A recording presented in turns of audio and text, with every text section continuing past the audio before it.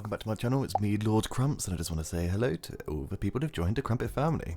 This is quite a special video today as we're celebrating 500 subscribers, and it's also my birthday, so if you do like the video then please do like and subscribe. Before getting into the video, I will say that this is going to be a warning section put in just here because some of the topics we're going to be talking about today can be quite sensitive to some people. So if you are easily triggered or if you are sensitive to certain real life topics, then please do click away. The build I have today is inspired by real asylums around the world. I want to talk about Denbigh Hospital first off, which was the first asylum that inspired me to build this. The Denbigh Asylum was only fairly recently abandoned. After closing its doors in 1995, it ran as a hospital. And when I say hospital, you would not imagine the things this place would do to its patients. Denbigh Asylum was treating patients for over 147 years. It was built in Wales between 1844 and 1848. It was originally designed to accommodate around 200 patients. However, it was expanded to 1899 to combat overcrowding. Before its closure, it could treat up to 1,500 patients. Known as North Wales Hospital, or as a mental by locals, has since suffered much damage with fire, graffiti and water damage. Not much has survived, and there are loads of cages that have survived, and these were used to control patients and secure them in certain areas of a hospital. Admittance was super easy, as you only required 2 signatures from doctors to be admitted. This meant that husbands who wanted to get rid of their spouses so they could easily benefit from financial and extramarital affairs would have the spouse hauled off in asylums up and down the country. And across the world, to be honest. When committed into these facilities, you could be treated for numerous illnesses, birth defects, and even psychological issues such as postnatal depression, alcoholism, senile dementia, and even infidelity. They first came about in a time where fear and stigma guided the population into thinking these places were there to care and actually treat patients. Some acted as a place of refuge for younger women who fell pregnant out of wedlock. They would need to isolate in the asylum and have their babies and plan to have them rehomed, or so they thought. Often enough, women and their children would be kept locked in their rooms whilst being experimented on, often leading to early death. These cases were extremely far and few, but this was because majority of women would not even tell anyone where they were going, so a lot of women just simply went missing.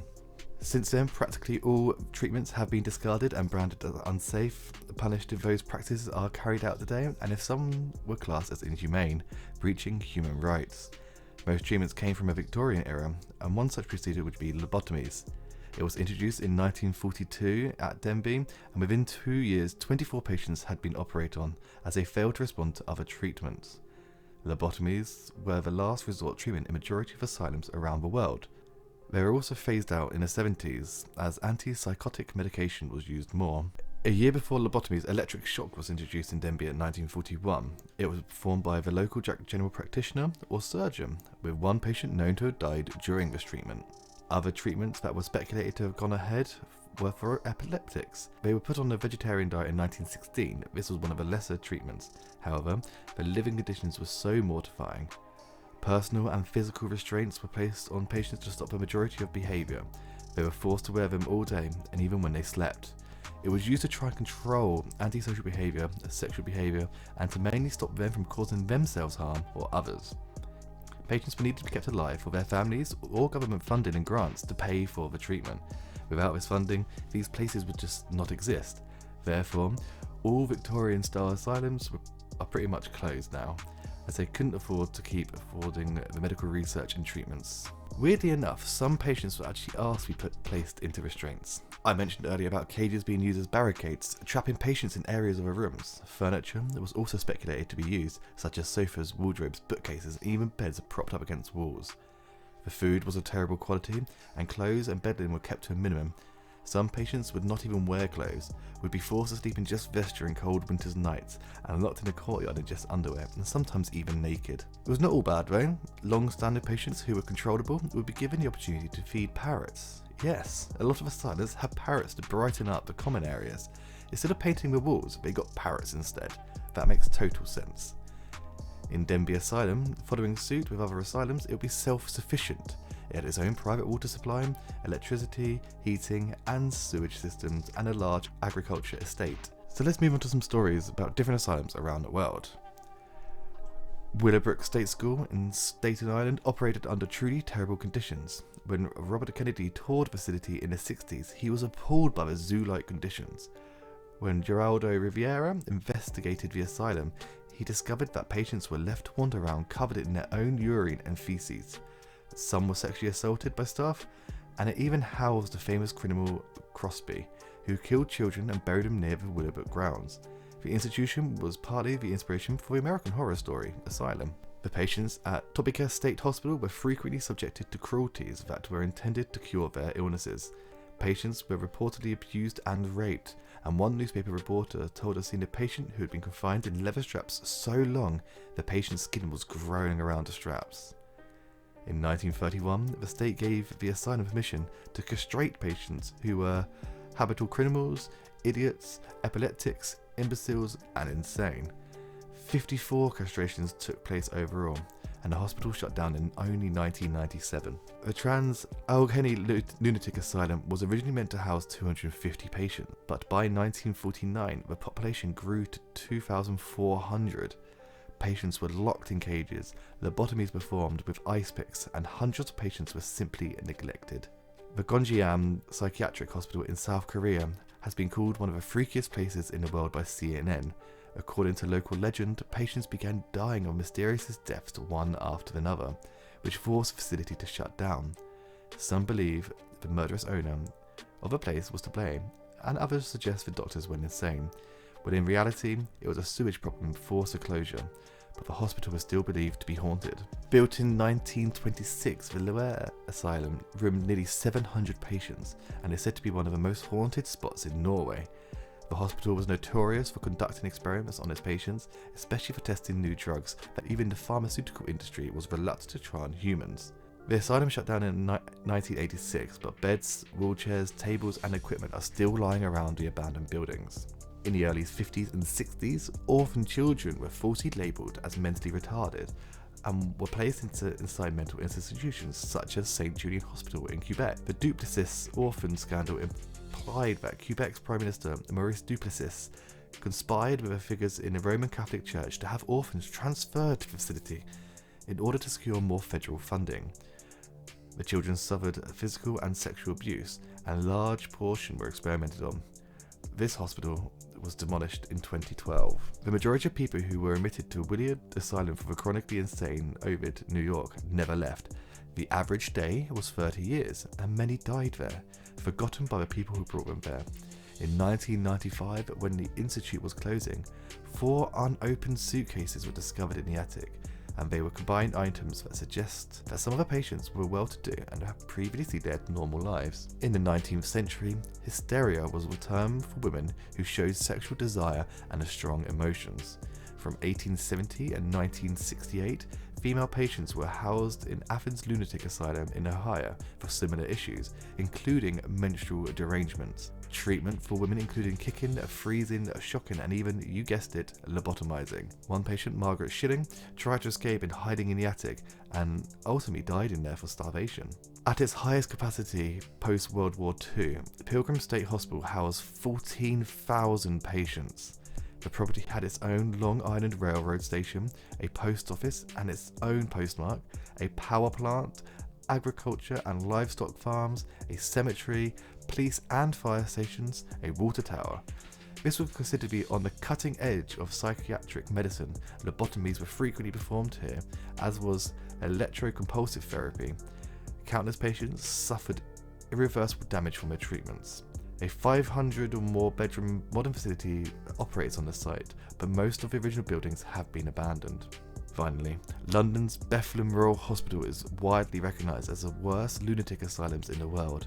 It was built in 1247. It's Europe's oldest mental health facility.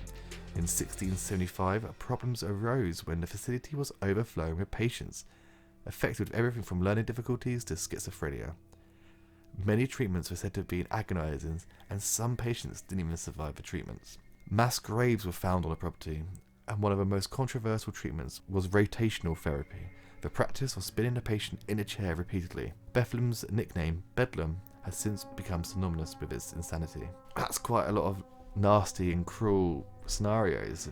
and stories that you hear from all these sort of places, but these things did happen. They're not ghost stories, they actual are real facts that happened in real life. When creating this build, I originally wanted to do a fun abandoned building, and then it wasn't until I was actually researching about what I was going to say into a video where I discovered all these stories. We all know what's happened, but for me personally, I thought it happened hundreds of years ago, and I thought these places were closed down like in the 1800s, not as far as 2012. The speed build I'm showing you, I didn't show you the placement of walls and floors or the layout because I thought I didn't want this video to be like an hour and 20 minutes long. It's meant to be a speed build, so I hope you don't mind about that. I did furnish one of the bedrooms, as you'll see shortly, but this estate has numerous bedrooms and toilets and bathrooms, so you don't see me furnish every single one of them. It's mainly the common areas that I recorded. With the help of alt placement and bb.move objects on, I was able to grab everything that I needed to grab and rotate items and objects to different angles that I wanted, so hopefully it makes it not look as unified. The annoying thing about this build is I did use the eco lifestyle garbage, trash, rubbish, whatever you want to call it, decals for the floor, which does mean that this building isn't actually walkable anymore. This is such a large building, but I just thought it was something interesting to look at to get screenshots in. And if people did want to do some stories, they can use a teleport here, like mods and stuff like that I've seen people use all the time. I just want to give a little shout out to TwistedMexi, because this build would have taken me probably about 7 more hours to complete if he didn't have released his mods, the Better Build and Buy mods, which is absolutely incredible because it meant I can copy and clone debug items. So the front garden there, I placed out what I wanted to do, and I was able to just eyedrop the tool and just move the plants here, there, everywhere, which is incredible. It saves so much time.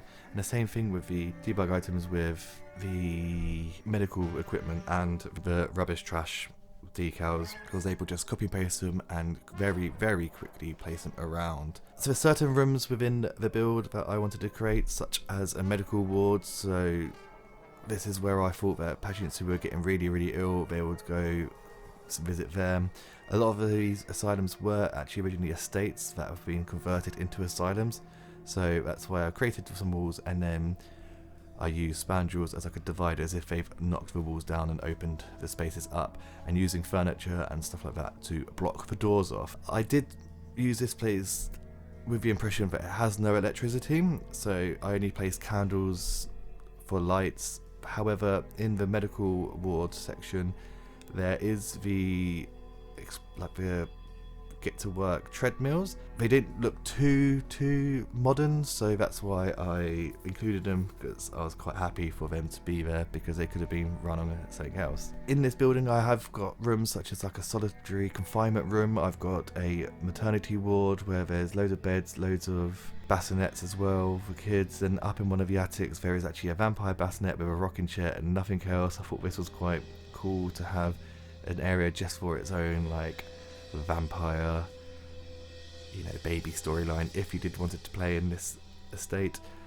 There are some vampire coffins as well hidden in the attics as well. The attics, there's 2 levels of attics, and there are hidden little places, and how you actually get there is hidden as well. One of the bedrooms has actually been blocked off with wardrobes and has got some sim remains inside, I want to say. It's the skull and pile of bones from the Jungle Adventure pack, I believe. But this place is full of cracks, full of holes and cobwebs and everything like that. So I'm hoping that it gives it that creepy aura to it when you're like touring it with yourselves. So it's, yeah. It'd be interesting to see if Little Simsy would try and fix this up on the little Fix Me Little Simsy series. You know what? I'm going to add it as a tag in the comments. So I doubt she'd do it because this is absolutely massive. It will take her hours. But anyway, we can always hope. I'm going to take this time to say thank you very much to the 500 subscribers to you, and for me to say thank you, I am basically going to do a giveaway. So for those who made it this far, you already made the first step, so thank you very much, and hello. And basically all you need to do to enter the giveaway is make sure you subscribe to me on the YouTube channel, which hopefully you are, and follow me on Twitter so that I can be able to DM you. And basically what you're going to win at the end of the month, I'm going to pick 1, 2, depending on the response. I'm going to pick a few people maybe, and I'm going to give you and treat you to a pack of your own choice. So it doesn't have to be, oh, I'm going to treat you to Journey to the Plateau. It's going to be a pack that you choose and I'll gift to you. So if you want to be entering that, if you need a pack, if there's something you want to get but you don't want to waste your money on, like the Journey to Plateau pack, then by all means enter, let me know, and follow me on Twitter. That means I can DM you. So good luck, and hopefully you get the pack that you want.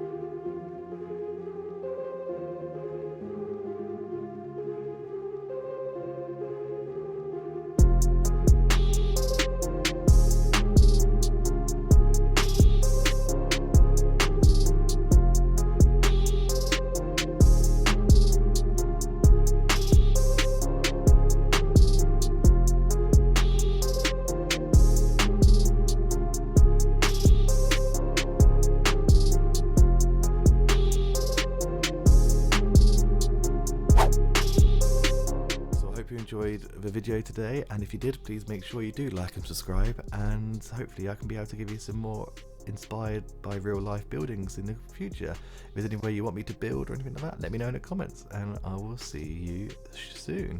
Bye.